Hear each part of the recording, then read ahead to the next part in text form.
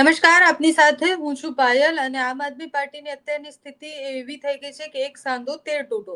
એક બાજુ ઉત્સાહ છે, ગોપાલ ઇટાલિયા જીત્યા, એક બાજુ આમ તકતી પર 5 નામ એક સાથે ધારાસભ્યના આવે અને 5 પાંડવ કહેવામાં આવે એ પહેલા એકાદ પાંડવ તો જતા જ રહે છે. અને આજે એવી સ્થિતિ થઈ, ઉમેશ મકવાણાએ રાજીનામું આપ્યું છે. રાજીનામું તો એમણે માત્ર એમના જે હોદ્દા હતા એમાંથી આપ્યું હતું, પણ પછી આમ આદમી પાર્ટીએ એક્શન લઈ અને 5 વર્ષ માટે એમને સસ્પેન્ડ કરી દીધા છે. રાજુભાઈ પાસેથી સમજવું છે કે આમ આદમી પાર્ટીની અત્યારની સ્થિતિ અને ઉમેશ મકવાણા જે રાજીનામું આપે છે તેની પહેલા કંઈક વાતચીત તો થઈ હશે. રાજુભાઈ, જે રીતના રાજીનામું અપાયું છે, એટલે મેં એમની સાથે વાત કરી હોય કે મેં આમ આદમી પાર્ટીના બીજા કોઈ નેતા સાથે વાત કરી હોય, તર્ક કે પછી એ જે કહી રહ્યા છે મેચ નથી થઈ રહ્યું. તો રાજીનામું આપતા પહેલા વાતચીત તો થઈ હશે ને આમ આદમી પાર્ટી સાથે? બેન, આમ તો તમે શરૂઆત કરી કે આમ આદમી પાર્ટીના 12 સાંધોતા 13 તૂટે જેવી સ્થિતિ છે. પહેલા તો હું એક ચોખવટ કરી દઉં કે આવી સ્થિતિમાં આજે ભારતીય જનતા પાર્ટી મુકાઈ ગઈ છે. કોંગ્રેસ સાથે ગઠબંધન કરવા પછી પણ આમ આદમી પાર્ટી માટેનો પ્રેમ, ભાજપ માટેનો આક્રોશ એ વિસાવદરમાં લોકોએ બતાવ્યું છે. આજે સુરતની સ્થિતિ જોવો, આજે ખેડૂતોની સ્થિતિ જોવો, આજે યુવાનોની બેરોજગારની સ્થિતિ, આ બધી પરિસ્થિતિઓની વચ્ચે ભારતીય જનતા પાર્ટી જ્યારે તમામ બાબતો, તમામ દિશાઓથી ઘેરાઈ ગઈ છે, ત્યારે ઉમેશભાઈ મકવાણાને હાથો બનાવી અને મુદ્દાઓ ડાયવર્ટ કરવાની કોશિશ ભારતીય જનતા પાર્ટીએ કરી છે. આમ આદમી પાર્ટીએ ઉમેશભાઈને બધું જ આપ્યા પછી કમલમમાં આટાફેરા કરવા, કાર્યકર્તાના ફોન ન ઉઠાવવા, બોટાદ વિધાનસભાના મતદારોની ફરિયાદ છેક પ્રદેશ કાર્યાલય સુધી આવે કે ઉમેશભાઈ અમારા ફોન નથી ઉઠાવતા. ઘણા બધા લોકોના તો એવા ફોન આવતા હતા કે અમે ચૂંટણીમાં લોકસભામાં આટલો ખર્ચો કર્યો છે એ પણ ઉમેશભાઈ અમને ચૂકવતા નથી. નાના મોટા ભ્રષ્ટાચારના આક્ષેપ થતા, ક્યાંક રોડ બનતા હોય તો કોઈ આક્ષેપ કર્યા છે. આ તમામ બાબતોમાં અમે ઉમેશભાઈને સમજાવવાના તમામ પ્રયત્ન પ્રદેશ નેતૃત્વએ કર્યા. આજે સવાર સુધી કે ઉમેશભાઈ તમે ખોટી દિશામાં છો, ભાજપ તમને હાથો બનાવીને તમારો ઉપયોગ કરી રહી છે, ભાજપ ષડયંત્ર કરે છે, જેનો ભોગ તમે બની રહ્યા. તમામ ઘટનાઓની વચ્ચે પણ અગાઉ 2 ઘટનાઓ ઘટી જ્યારે ઉમેશભાઈએ જવાની વાત કરી, પ્રદેશ નેતૃત્વએ સમજાવ્યા, રાષ્ટ્રીય નેતાઓએ આવીને સમજાવ્યા, તેમ છતાંય સતત ભાજપના ઈશારે ઉમેશભાઈ કામ કરતા ગયા. એટલે આજે ન છૂટકે મા બાપ પોતાના દીકરા સાથે ક્યારે સંબંધો કાપી નાખે. તમામ હદ દીકરો વટાવી જાય ત્યારે મા બાપ દિલ પર પથ્થર મૂકીને દીકરા સાથેના સંબંધો પૂરા કરી દે. આજે એવી જ પરિસ્થિતિ અમારી છે.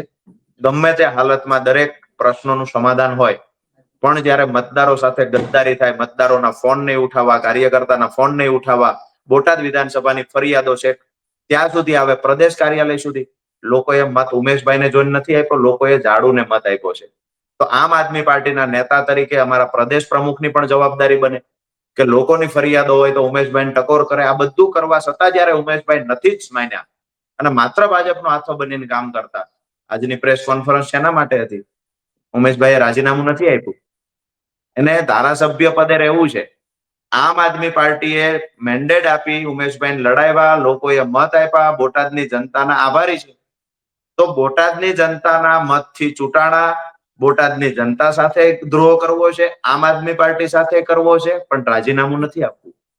એટલે બધી સમજાવટ પછી પણ ન સમજ્યા તો આજે આમ આદમી પાર્ટીએ 5 વર્ષ માટે સસ્પેન્ડ કર્યા છે.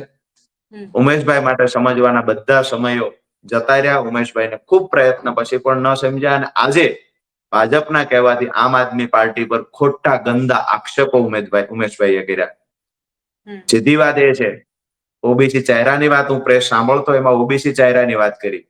ગુજરાતના ઇતિહાસમાં પહેલી એવી પાર્ટી છે પાયલબેન, ચૂંટણીના 2 મહિના પહેલા 2022ની વિધાનસભાની ચૂંટણીમાં ઓબીસી ચહેરા તરીકે ઈસુદાનભાઈ ગઢવીનું નામ આમ આદમી પાર્ટીએ મુખ્યમંત્રી માટે જાહેર કરેલું. 100 થી વધુ વ્યક્તિઓને આમ આદમી પાર્ટીએ ઓબીસી સમાજમાંથી લડાવ્યા. દરેક સમાજને સાથે રાખીને કોઈ ચાલતી હોય એવી પાર્ટી હોય તો આમ આદમી પાર્ટી છે. આજે આમ આદમી પાર્ટી પર જે પાર્ટીના મેન્ડેટ પરથી તમે ચૂંટાય એની સાથે ગદ્દારી કરી. બોટાદની જનતાને ન્યાય મળી રહે એટલા માટે, બોટાદની જનતાને ખબર પડે કે આમ આદમી પાર્ટીએ અમે વારંવાર ફરિયાદો કરી છે અને અનુસંધાને કાર્યવાહી કરી, જે માટે બોટાદના આગેવાનો, બોટાદના સામાજિક આગેવાનો અને અમારા કાર્યકર્તાઓ સાથે ચર્ચા કર્યા પછી માનનીય ઈસુદાનભાઈ ગઢવીએ 5 વર્ષ માટે ઉમેશભાઈને સસ્પેન્ડ કર્યા. જી. સસ્પેન્ડ કર્યા એ વાત પહેલા જ્યારે આક્ષેપો લગાવવામાં આવ્યા એટલે એમનું એવું કહેવું છે કે કડીમાં આમ આદમી પાર્ટીએ એટલે મહેનત ન કરી કારણ કે ત્યાં દલિત ઉમેદવાર હતા અને ગોપાલ ઇટાલિયા એ પાટીદાર હતા એટલે એમની પાછળ મહેનત કરવામાં આવી. એમને આક્ષેપ કર્યા કે ઈશુદાન ગઢવી જેમને મુખ્યમંત્રીનો ચહેરો બનાવવામાં આવ્યા હતા એ ગ્રાઉન્ડ પર એટલા ગયા જ નથી ને એમને શેના મુખ્યમંત્રીના ચહેરા બનાવવામાં આવે એટલે સતત જે આક્ષેપો કરતા હતા એમાં એવું દેખાતું હતું કે અમુક ચહેરાઓ જે આમ આદમી પાર્ટીમાં ખૂબ ચર્ચામાં હોય છે એ ચહેરાઓથી એમને નારાજગી હોઈ શકે છે. એ પોતે ધારાસભ્ય ચર્ચામાં રહેતા બીજા બધા ગોપાલ ઇટાલિયા છે, ઈશુદાન ગઢવી ખૂબ વધારે ચર્ચામાં રહ્યા છે. તો એમની નારાજગીનું મુખ્ય કારણ તમને તો ખબર હશે ને કે કયા કારણથી એમને શું નારાજગી છે? નારાજગીનું કારણ મને તો કઈ દેખાતું નથી, પણ તમે જે બે મુદ્દાઓ કહ્યા કે જગદીશભાઈ ચાવડા કડીથી લડતા, ઉમેશભાઈએ કહ્યું જગદીશભાઈ માટે કોઈએ પ્રચાર ન કર્યો તો ઉમેશભાઈ લોકસભા લડતા આખી આમ આદમી પાર્ટીએ એના માટે પ્રચાર કર્યો હતો તો ઉમેશભાઈ પણ જગદીશભાઈના પ્રચારમાં કડી ગયા હતા ખરા? બીજી વાત કે અમારા સંજયસિંહ હોય, અમારા દિલ્હીથી રાષ્ટ્રીય નેતાઓ હોય, આ તમામ નેતાઓ ત્યાં આવી પ્રચાર કર્યો છે, સભાઓ કરી છે. ઈશુદાનભાઈ ગઢવી પોતે ફોર્મ ભરવા માટે ગયા છે. અમારા પૂર્વ મહિલા પ્રમુખથી લઈ અને ઉત્તર ગુજરાતના જેટલા પણ નેતાઓ છે આ જગદીશભાઈ ચાવડાના પ્રચારમાં હતા. મહત્વની વાત એ છે જગદીશભાઈ ચાવડા તો એક પરિવારના સભ્ય છે, એને કોઈ પીડા નથી, દુખાવો નથી. જગદીશભાઈનું નામ લઈ અને ઉમેશભાઈ શા માટે માથું કૂટે છે?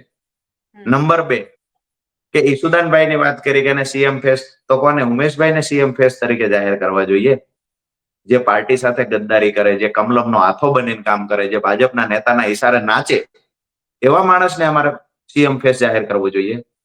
વાત એ છે કે ઉમેશભાઈમાં ખરેખર આવડત હોય, ઉમેશભાઈને ખરેખર આમ આદમી પાર્ટી માટે ગુસ્સો હોય તો ઉમેશભાઈ મકવાણા રાજીનામું આપે, ફરી વખત ચૂંટણી લડવા આવે અને કોઈ પણ પાર્ટીના મેન્ડેટ પર ડંકાની ચોટ પર જમાવટના માધ્યમથી કહું છું, કોઈ પણ પાર્ટીના મેન્ડેટ લઈને ઉમેશભાઈ ચૂંટણી લડવા આવે, અમારો બોટાદનો નાનામાં નાનો માણસ આમ આદમી પાર્ટીમાંથી લડશે અને ડંકાની ચોટ પર કહું છું ઉમેશભાઈની ડિપોઝિટ ડૂલ કરાવશે. તાકાત હોય તો આવો. જે પાર્ટીએ મોટા કર્યા, જે પાર્ટીના મેન્ડેટ પરથી તમે ચૂંટણી લડ્યા, આજે એને થાળીમાં થૂક્યું. શરમ આવવી જોઈએ.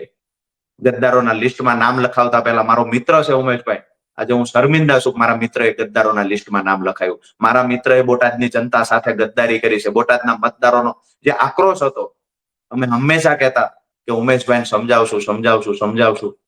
એક હદ વટાવી દીધી સમજાવટની. તેમ છતાં હંમેશા ભાજપના નેતાના ઈશારે કામ કરનાર વ્યક્તિ આજે પાર્ટીને સલાહ આપે છે, મીડિયાને ગુમરાહ કરે છે. સીધી વાત એ છે કે પોતે દિશા ભટકી ગયા છે અને ભાજપના ઈશારે કામ કરે છે. તમે જેમ કીધું કે મેં પહેલું વાક્ય વાપર્યું કે એક સાંધે ને તે તૂટે, એ સ્થિતિ તમે માનો કે ન માનો, પણ તમે 27નું જો સપનું જોવો છો તો એ 27ના સપના માટે તમારે ખૂબ મોટું મજબૂત સંગઠન જોશે, ખૂબ મોટું. તમે 27 જો તમારે ભારતીય જનતા પાર્ટી સામે લડવાની તમે વાત કરો છો, 5 ધારાસભ્ય સંખ્યાબળ તો વિધાનસભામાં ઓછું છે. પ્રશ્ન તમે એવું કહેશો કે ભાઈ 3 હોય તો એ વધારે જ ઉઠાવશે, એ બધી જ બાજુ પર વાત મૂકીએ તો બી સ્થિતિ આમ આદમી પાર્ટીની એટલી મજબૂત નથી 27 માટે. અંજુ એક નેતાને બી ના સાચવી શકે આમ આદમી પાર્ટી, તો 27માં લોકો વિશ્વાસ કેમ કરે? જેટલા વફાદાર લોકો છે, ગુજરાતની જનતા માટે, ગુજરાતના ખેડૂતો માટે પોતાનું લોહી રેડી દેવાની તૈયારી છે, એટલા નેતાઓ આમ આદમી પાર્ટી સાથે રહેશે. ઓછા ભલે હશે પણ મરણીયો જંગ કરનારા લોકો આમ આદમી પાર્ટી સાથે હશે. બીજી વાત આપે જે કરી કે એકને સાચવી ના શક્યા. જે દિવસે ભૂપતભાઈ ભાયાણીએ રાજીનામું આપ્યું ભાજપમાં જોઈન થયા, એ દિવસે પણ કદાચ મીડિયામાં આવી ચર્ચાઓ થઈ હશે. આજે અમે ગર્વથી કહીએ છીએ ભૂપતભાઈ ભાયાણી ગદ્દાર માણસ જતો રહ્યો, એની સામે આજે વિસાવદરની જનતા ખુશીથી કરે લાપસીના આંધણ મૂકે, ખુશીથી આજે ફટાકડા ફોડતા હતા કે ભૂપતભાઈ ભાયાણી જેવો ગદ્દાર નબળો માણસ ભારતીય જનતા પાર્ટીમાં ભલે જતો રહ્યો પણ ગોપાલ ઇટાલિયા જેવો મજબૂત યુવાન જે ભારતીય જનતા પાર્ટીને નાકે દમ લાવી દે એવો ધારાસભ્ય વિસાવદરને મળ્યો. ભૂપત ભાયાણીના જવાથી વિસાવદરની જનતાને ફાયદો થયો છે. હું એવું માનું છું ઉમેશભાઈ પણ જશે ને તો બોટાદની જનતાને ચોક્કસ ફાયદો થશે. એટલા માટે કે ભાજપના ઈશારે નાચવા વાળા ધારાસભ્યોની ગુજરાતમાં ક્યાંય જરૂર નથી. ભાજપ સામે લોકોનો આક્રોશ છે અને આ આક્રોશ જો ધારાસભ્ય વિધાનસભામાં ઠાલવે તો ઠીક છે, લોકોનો આક્રોશ વિધાનસભા સુધી નથી પહોંચાડતો તો એવા કોઈ ધારાસભ્યની જરૂર નથી. હું તો સીધી વાત પાયલબેન એ જ કરીશ કે લોકોની ફરિયાદ આવશે અને ભ્રષ્ટાચારના આરોપ લાગશે તો આવા ધારાસભ્યને આમ આદમી પાર્ટી ક્યારેય નહીં ચલાવે. ઉમેશ મકવાણાને તો અત્યારે સસ્પેન્ડ કરી દીધા છે. આગળ શું કરવાનું વિચારો છો? વાતચીત કરશો, ફરીથી પાછા લાવવાની વાત છે કે શું કરશો? એ તો એવું કહે છે કે હું તો અપક્ષ તરીકે લડવા પણ તૈયાર છું. રાજીનામું આપીને પોતાની તાકાત બતાવે. જમાવટના માધ્યમથી ચેલેન્જ કરું છું, રાજીનામું આપે, પોતાની તાકાત બતાવે. આમ આદમી પાર્ટી છે જેના નામથી તમે ચૂંટાયા હતા. રાજીનામું આપીને લડવા આવો, સામાન્ય માણસ પણ તમને હરવી દેશે. બીજી વાત એ છે, મનાવવા ન મનાવવાની, લોકસભાની ચૂંટણીથી આજ દિવસ સુધી અમે મનાવ્યા છે. આજે લોકો પણ અમે તો સામેથી બોલતા થયા છે કે ઉમેશભાઈને કહો અમે રાજીનામું આપીને જતા રહે, પૂરી થાય વાત. રોજ ઉઠીને એક પાર્ટીને બ્લેકમેલ કરવાની, રોજ ઉઠીને બ્લેકમેલ કરવાની, એક જ વાત કરવાની. બ્લેકમેલ કર્યા છે એવું માનો છો તમે કે આની પહેલા પણ સીધી બ્લેકમેલ વાત હું કરતા એ કહું છું, હું સીધી વાત એ કહું છું કે આગલા દિવસે પત્રકાર પરિષદ માટેનો મેસેજ નાખવાનો, ત્યાર પછી ફોન સ્વિચ ઓફ કરી દેવાનો. આ સ્ટ્રેટેજી એમની રહી છે. એની સામે આમ આદમી પાર્ટી ગઈ વખતની ઘટનામાં અમારા રાષ્ટ્રીય નેતા પણ એને સમજાવવા ગયા છે. સમજાવવાની બધી જ હદો અમે પાર કરી દીધી, એટલા સમજાવ્યા. અંતે જયારે અમને થયું કે આ સમજશે ને, સમજાવતા અમે પાર્ટીના ફાયદા માટે બિલકુલ નથી સમજાવ્યા. અમારી વાત એટલી જ હતી કે બોટાદ વિધાનસભાના મતદારોએ તમને મત આપ્યા, એ મતદારોની ફરિયાદ પ્રદેશ કાર્યાલય સુધી આવે છે. તમે લોકોની વચ્ચે જાઓ, લોકોના કામ કરો, ભ્રષ્ટાચારના આરોપ તમારી પર ન લાગે એનું ધ્યાન રાખો. આ બાબતે અમે સમજાવતા, પણ ઉમેશભાઈ અમારી વાત ન સમજ્યા. ભાજપનો હાથો બની ગયા અને ભાજપે એના ષડયંત્રનો ભોગ ઉમેશભાઈ બનાવી દીધા. Okay, thank you so much Rajubhai, તમે અમારી સાથે જોડાયા, અમને સમય આપ્યો. અને આખું પ્રકરણ જે છે એ પ્રકરણની વાત કરીએ તો બહુ જ બધા સવાલો છૂટીને જાય છે. એટલે સવારથી એવા સમાચાર આવે કે એક ધારાસભ્ય રાજીનામું આપે છે ને પછી કોથળામાંથી બિલાડું નીકળે છે કે હા રાજીનામું તો આપે છે પણ પદ પરથી રાજીનામું આપે છે, પક્ષમાંથી નથી આપતા, ધારાસભ્ય તરીકે પણ નથી આપતા. હવે એ ધારાસભ્ય અત્યારે પોતાના મનમાં પોતાને સવાલ પૂછે કે એમણે કર્યું શું આખું, કારણ કે કોઈને ખબર ન પડી કે શું કરવા માંગતા હતા.